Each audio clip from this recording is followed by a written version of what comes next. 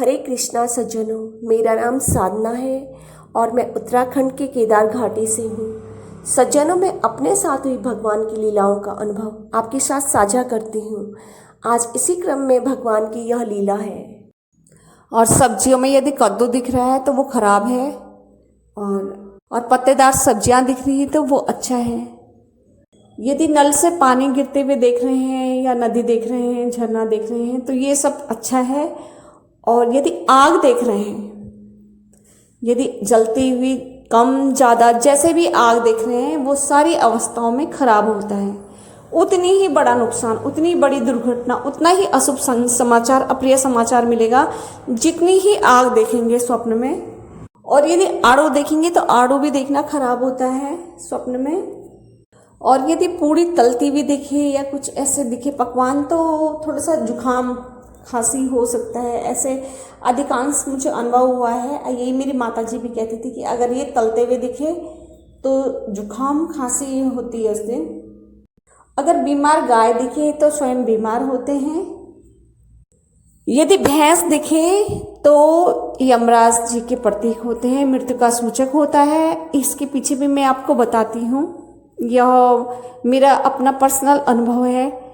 जब भी हम पति पत्नियों में बहुत झगड़े लड़ाई होते थे, क्योंकि होता है कि विचारों का मनमुटाव हो जाता है, कभी कभी विचार नहीं मिलते तो तनातनी रहती है परिवारों में, या फिर पति पत्नी में नोकझोंक तो होती है।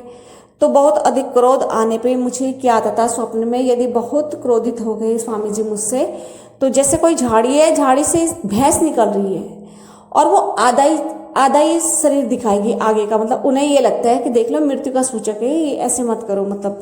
तो जब जब मैंने भैंस देखी तब ये खराब होता है। भैंस देखना मृत्यु का सूचक होता है। किसी भी रूप में देखना वो मतलब आगाह करते हैं, हमें सतर्क करते हैं कि मतलब ये अनहोनी हो सकती है। तो इसलिए भैंस का दिखना बिल्कुल मृत्यु का सूचक है कि यमराज की चिन्ह है वो। ये बिल्कुल सत्य है।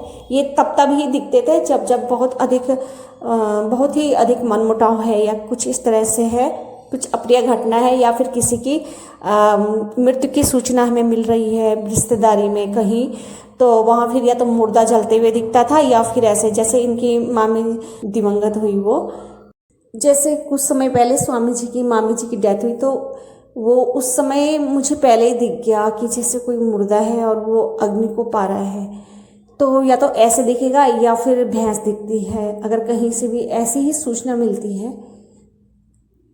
तो इस तरह की से भैंस वो आती है, मतलब स्वप्न में आता है भैंस की, जैसे कहीं से भी ऐसे अप्रिय समाचार मिले। और अखरोट के अन्यथा जैसे कोई भी नट्स मतलब स्वप्न में आए, जैसे काजू है, किशमिश है, बादाम है, ये सब शुभ हैं, ये अच्छा माना जाता है। और होता है ऐसा, सिर्फ अखरोट ही खराब होता है स्वप्न में देखना। और यदि खाई दिखे तो समझ लीजिए कि मुसीबतों का पहाड़ है, आगे आने वाले समय काफ़ी कठिनताओं से भरा हुआ है। यदि पशुओं में लाल रंग का कुत्ता दिखे या काले रंग का कुत्ता दिखे या चितकबरा दिखे, यह हर अवस्था में शुभ है। भैरव का प्रतीक है, भैरव जी का, और शुभ माना गया है। और मैंने भी स्वप्न में यही अनुभव है मेरा कुत्तों के लिए कि कुत्ते देखना शुभ है, किसी भी रूप में दिखे। और अगर वो चाटते हैं आपको तो वो प्रेम करते हैं आपसे, आप यानी कि आप पशुओं से प्रेम करते हैं, यह दर्शाते हैं। और गाय का दिखना बहुत शुभ है। गाय अगर लाल दिखे या सफ़ेद दिखे या काली दिखे, यह तीनों अवस्थाओं में दिव्य होती हैं और तीनों अवस्था में ही शुभ कहलाती हैं।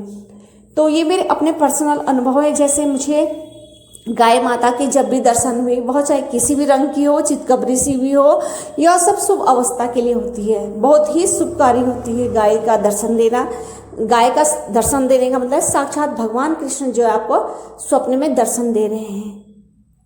यदि आप स्वप्न में फटे हुए कपड़े स्वयं के देखते हो तो समझ लीजिए कि आपकी इज्जत उतर रही है। किसी भी चीज़ से अगले दिन या कुछ समय बाद जो है आपकी बेइज्जती होगी। तो मेरे साथ तो कई बार ऐसा दिखता है जैसे कुछ घटनाएं हो जाती है। अब जैसे कान्हा जी हैं, कान्हा जी को मैंने दादाजी बना रखा है, तो मैं उनके साथ कोई भी ऐसी गलत बात नहीं कर सकती। लेकिन एक बार की बात है कि आज से 7 वर्ष पहले मैंने किसी फोटो में देखा था कान्हा जी को कि वे कमल के पत्ते के ऊपर लेटे हैं और वे नग्न अवस्था में, छोटे से बाल रूप में, और वे बिल्कुल नग्न हैं। और उनके एक एक अंग मतलब उसमें संपूर्ण दिखा रखा है उन्होंने, जो कलाकार हैं। तो उस समय हम उस तस्वीर की मैं तो बहुत मजाक कर रही थी। तब मैं भक्ति भी नहीं थी, उस समय तक मैं भक्ति में नहीं आई थी शायद। यह तब की बात होगी, 7 वर्ष से 8 वर्ष, 2017 से पहले की घटना होगी है, शायद 2016 की। तो फिर मैंने उस समय उस आर्टिस्ट के लिए सोचा कि देखो कैसा है, इसने तो भगवान को ही पूरा नंगा दिखा रखा है।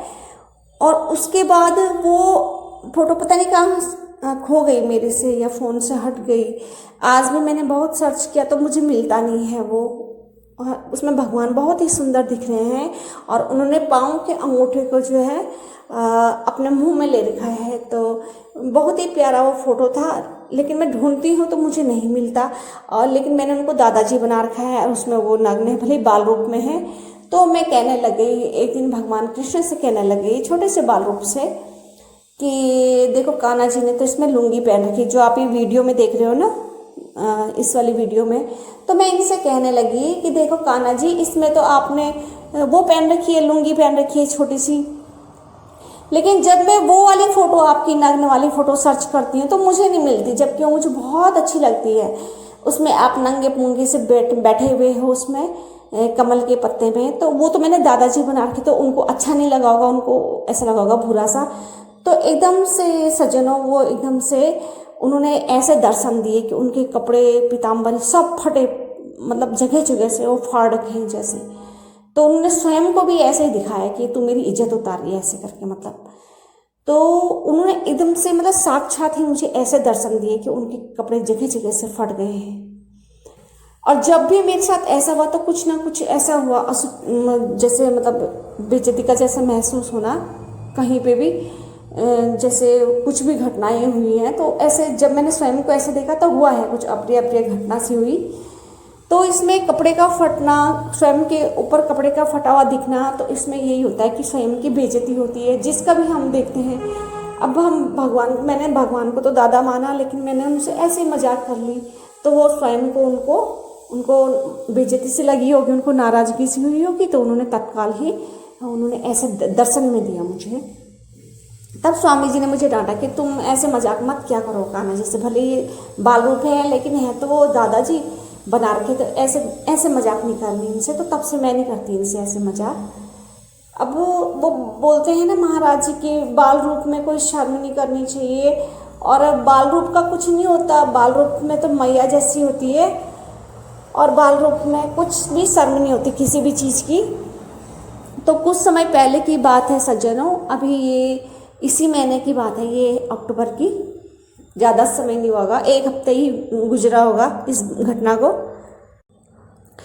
मैं अभी गृहस्थ में हूँ, तो मैं हर तरह के कपड़े पहनती हूँ घर के अंदर, और मैं कभी भी ये सन्यासियों वाले वस्त्र नहीं पहनती। मैं साधारण कपड़े पहनती हूँ घर में, जैसे मतलब होता है जो आजकल की महिलाएं पहनती हैं, लेकिन घर के अंदर तक सीमित है। बाहर मैं ऐसे कपड़े पहन के नहीं जाती हूँ।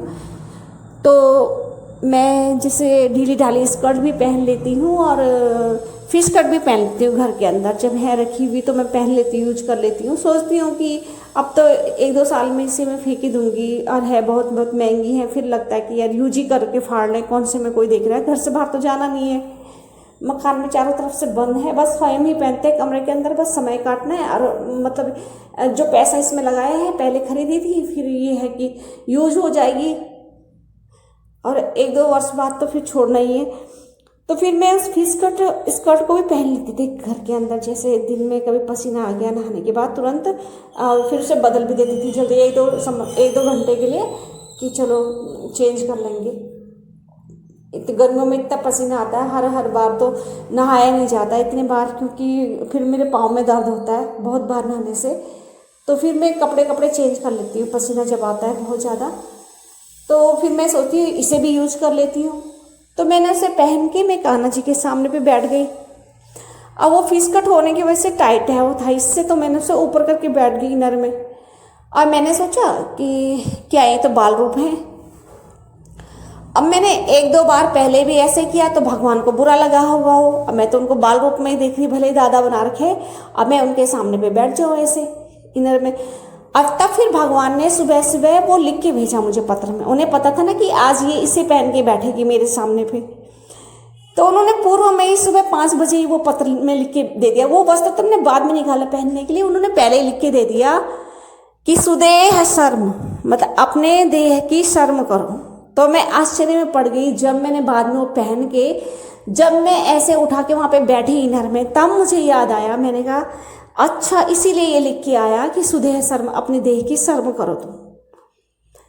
तब मुझे समझ में आया कि नहीं, जो ये बाल रूप हैं ये भी चाह रहे हैं कि तुम शर्म करो मेरे सामने पे।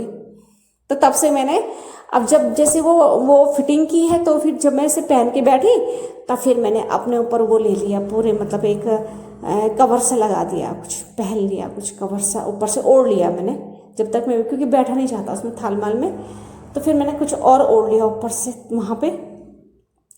तो इस तरह से भगवान मतलब बाल रूप में है, तो उनको तो लगता है गंदा कि बाल रूप में है। जैसे महाराज लोग कहते हैं ना कि बाल रूप की कोई शर्म नहीं होती, तो ऐसा नहीं, वो स्वयं ही लिख के दे रहे हैं, देखो कि मेरे सामने पे शर्म करो तुम।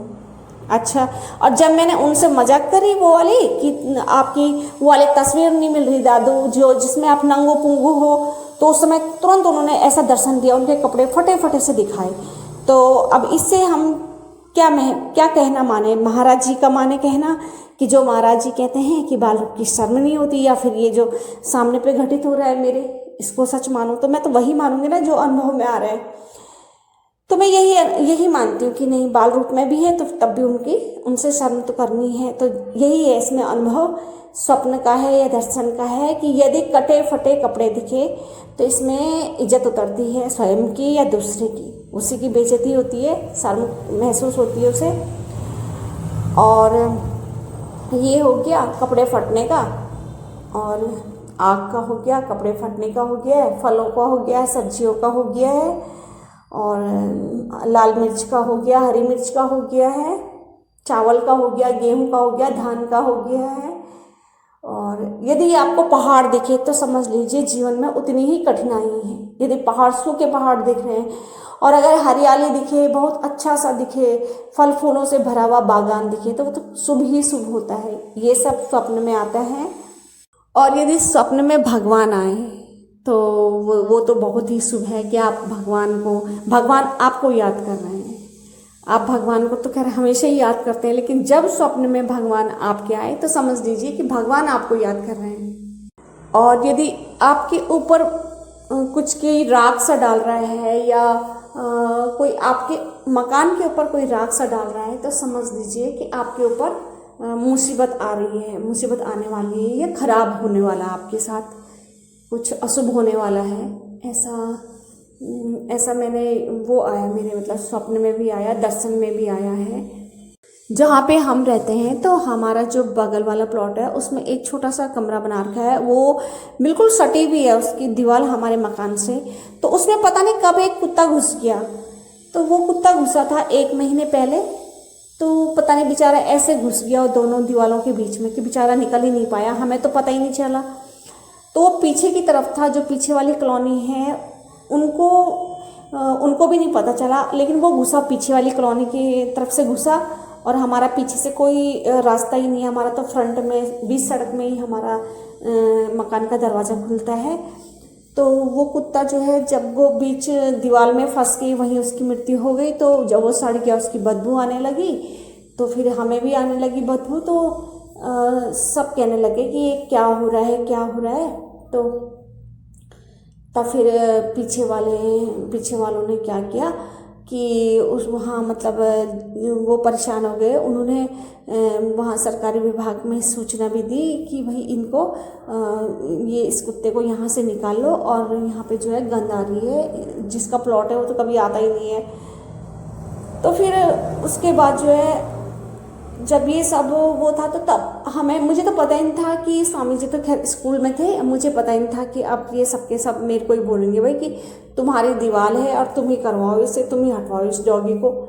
तो मेरे को सुबह सुबह कैसा स्वप्न आया कि किसी ने हमारे मकान के ऊपर राख से डाल दिया ऐसी। तो तब फिर थोड़ी देर बाद मैंने ऐसे देखा कि पीछे की महिलाएं सारे अब मेरे ऊपर चिल्लाने लग गई कि भाई तुम करवाओ इस कुत्ते का, वो जो भी करवाते तुम हटवाओ उसे यहाँ से, हमें तो कुछ पता ही नहीं है, वो तो पीछे से है।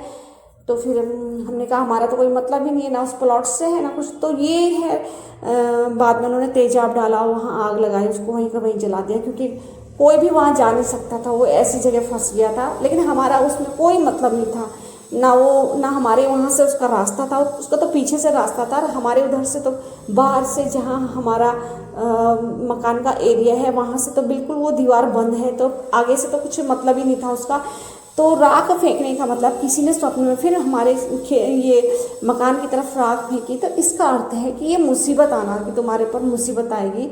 तो ऐसे ही हुआ। जब मैंने अभी 8-10 बार ऐसे देख लिया है कि अनावश्यक रूप से यदि कोई हमारे ऊपर वो कर रहा है ना ब्लेम, कि भाई तुम करो, तुम इसे करो, जबकि हमारा कोई उसमें वो है नहीं रोल, तो हमको बोलेंगे या हमारे ऊपर वो डालेंगे कि तुम, जैसे अब ऐसे आते हैं, मतलब शहर के लोग आते हैं टहलने के लिए, तो वो कहते हैं कि ये कूड़ा यहाँ बगल में इतना इकट्ठा कर रखा है। अब हम तो कभी कुछ नहीं डालते, लेकिन हम पड़ोसियों को भी मना करते हैं तो वो कहना नहीं मानते। तो जब लोग हमें कहते हैं भाई कि तुम लोग तो सभ्य हो, तुम लोगों को इनको डांटना चाहिए वो, तो जब भी कोई बाहर से आके हमें बोलेंगे तो तब तक कोई ना कोई राख ऐसे स्वप्न में दिखता है कि राख फेंक रहा है हमारे घर की ओर, कि हमें ही बोलेंगे कि भाई तुम इन्हें सभ्य बनाओ, तुम इन्हें बोलो। तो आज की डेट में किसी को बोलने का ज़माना है, अगर हम किसी को बोलेंगे तो वो ही 2 लेक्चर झाड़ के चले जाता है कि क्या हम तुम्हारे प्लॉट में डाल रहे हैं, कि चलो चलो अपना प्रवचन अपने पास रखो, ऐसे बोलेंगे। आज की डेट में तो ऐसा है, दुनियादारी का ये हाल है कि अगर हम किसी को कहें कि अरे भाई कूड़ा नहीं डालो सड़क में, वो भी उल्टा हम ही डांट के चले जाएगा। आज की डेट में तो बोलने का कोई वो है ही नहीं। तो ऐसे स्वप्न में फिर ये दृश्य आता है कि जैसे कोई हमें ही बोलेगा, कि कईयों को तो ऐसा लगता हो कि हम ही डालते होंगे बगल वाले प्लॉट में, क्योंकि वो पूरा भरा पड़ा है, जबकि हम कुछ नहीं डालते हैं, बगल वाले डालते हैं। तो जब भी लोग हमें बोलते हैं, जबकि हमारा कोई हाथ है ही नहीं, जब दूसरे ही डाल रहे हैं, हम उनको समझा रहे हैं मत डालिए, वो कहना नहीं मानते हैं। तो जब राख पड़ती है तब अगले के द्वारा यही बोला जाता है कि भाई कौन डाल रहा है यहाँ पे, और लोग तो झूठ भी बोल देंगे कि भाई फलाने डाल रहे हैं, या किसी को भी नाम बदनाम कर देंगे। तो ऐसे दिखता है उस दिन अनावश्यक रूप से बेवजह। अब जैसे इस डॉगी वाला ये जो हुआ है, तो हमारा कोई रोल नहीं उसमें, कुछ नहीं, बस हमारी सिर हो गई कि भाई तुम ही इससे हटवाओ, तुम ही इससे बोल लो, तुम्हारे घर के बगल में है ये। लेकिन घर के बगल में है तो आगे से तो पूरे मकान बंद है, एक दूसरे से चिपके पड़े हैं, तो आगे से उसका मुंह ही नहीं है उस दीवार का, पीछे से है, पीछे हम जा नहीं सकते, दूसरे के प्लॉट हैं।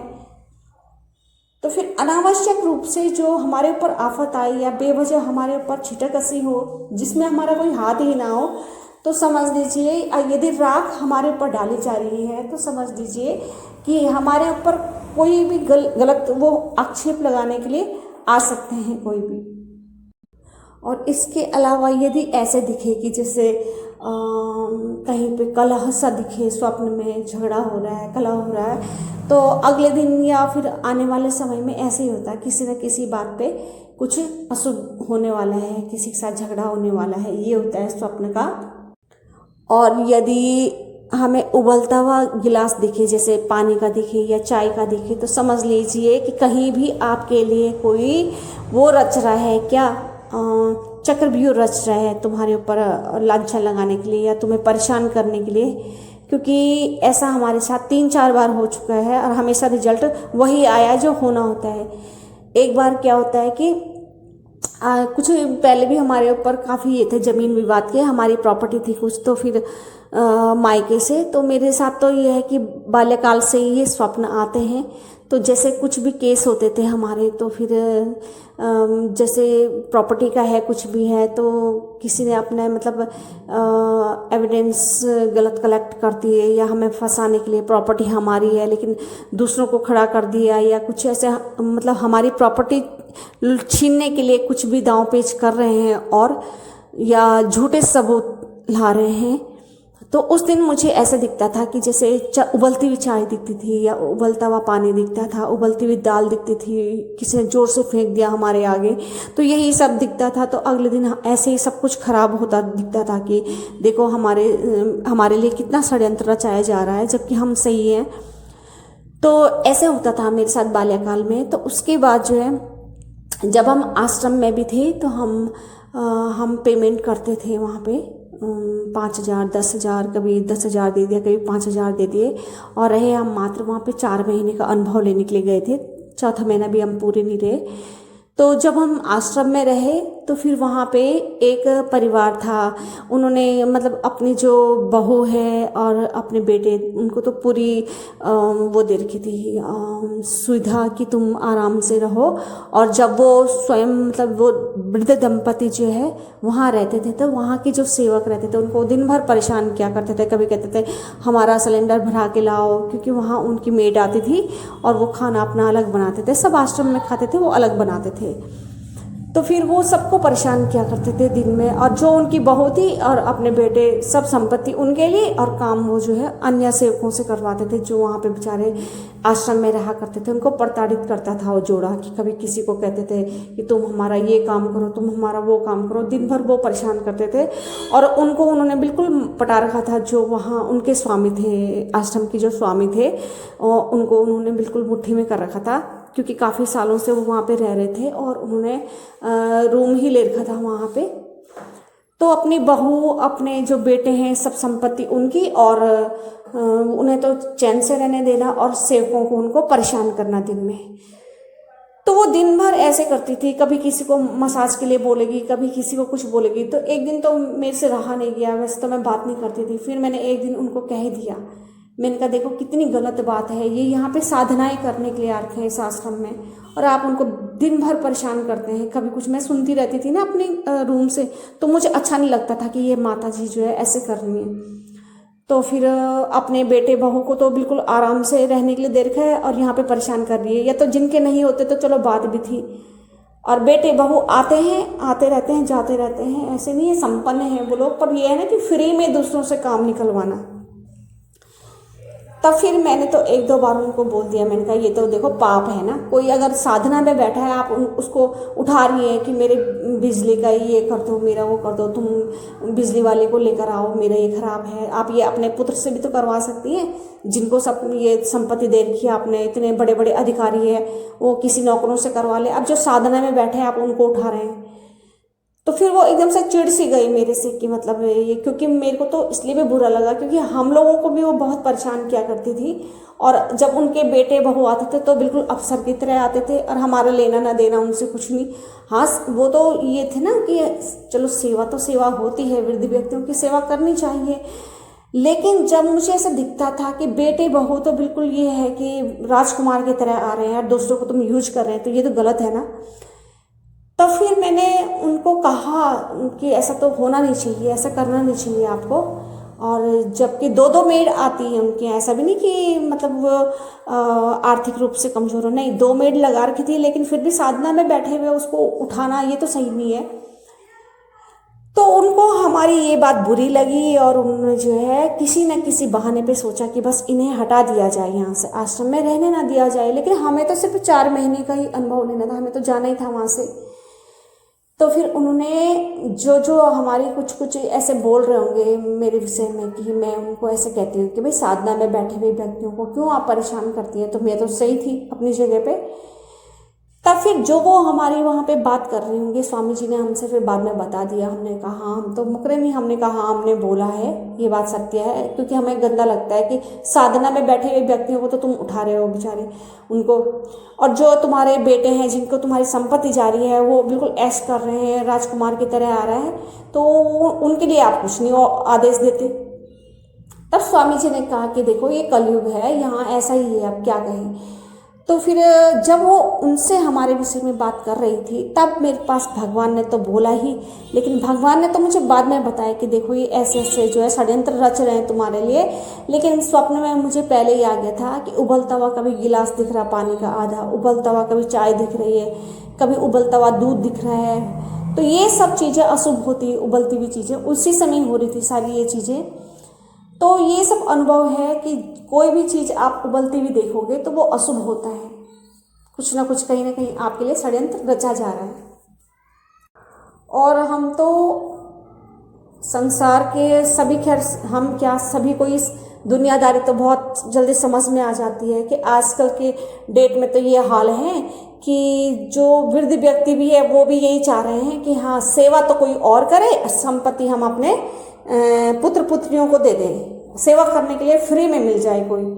तो अधिकांश हमने ऐसे भी देखे हैं। ये कलयुग है, क्या कह सकते हैं सज्जनों, यहाँ हर तरह के इंसान हैं, अच्छे बुरे हर तरह के लोग मिलेंगे इस संसार में, और सभी को अनुभव होते हैं कि क्या संसार में क्या चल रहा है। ये तो पता नहीं, इतना घोर कलयुग तो अभी आ गया, न जाने आगे अब क्या होगा। ये सब चीज़ें स्वप्न में ये सारी चीज़ें दिखती हैं।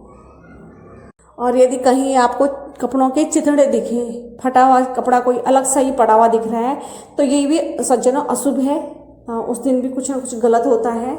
और यदि मिष्ठान की भरी हुई थाली दिखे या पकवानों की भरी हुई थाली दिखे, मतलब पकते हुए नहीं, पकते हुए दिखना तो खैर वो होता है जैसे जुकाम है, सर्दी खांसी है, वो होता है। लेकिन यदि पकवान से भरी हुई थाली दिखे तो यह भी शुभ होता है, मिठाई दिखे वह भी शुभ होता है, भगवान की मूर्ति का अभिषेक हो रहा हो यह भी शुभ होता है, नदी का दर्शन देना स्वप्न में यह भी शुभ होता है, मंदिरों का दिखना तो परम शुभ होता है। सारे देवी देवता अर्थात आपको आपसे प्रसन्न है यदि तीर्थों के आपको स्वप्न में दर्शन हो रहे हैं।